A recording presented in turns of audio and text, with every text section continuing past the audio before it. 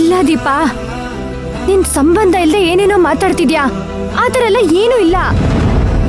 ಇಲ್ದೇ ಇರೋದನ್ನ ಹೇಳ್ತಾ ಇಲ್ಲ, ಇರೋದಕ್ಕೆ ಹೇಳ್ತಾ ಇರೋದು. ಇಷ್ಟೊಂದೆಲ್ಲ ಹೇಳಿದ್ಮೇಲೂ ನಿನ್ಗೆ ಅರ್ಥ ಆಗ್ತಿಲ್ಲ ಅಂದ್ರೆ ನಾನು ಏನ್ ಹೇಳು?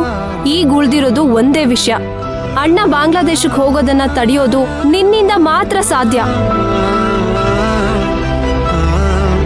ಪ್ರೀತಿನ ಹೇಳ್ಕೊಂಡು ಅವನ್ನ ತಡಿತೀಯೋ ಅಥವಾ ಪ್ರೀತಿನ ತಡೆದು ಅವನ್ನ ಹೋಗೋಕ್ ಬಿಡ್ತೀಯೋ? ಯೋಚನೆ ಮಾಡು. ನಾವು ಬದುಕಿರಬಹುದು, ಪ್ರಾಯಶಃ ಇಲ್ಲ ಕನಸಿರಬಹುದಿದು. ಪ್ರಾಯಶಃ ಎಲ್ಲ ಸರಿರಬಹುದು, ಭಾಗಶಃ ಇಲ್ಲ ಸೇರಿರಬಹುದಿದು. ಮೂಲತಃ ಜೀವವಿಲವಿಲ ಎನ್ನುತ್ತಲೇ ಒಲವನು ಹುಡುಕುತ್ತಿದೆ ಪ್ರಾಯಶಃ.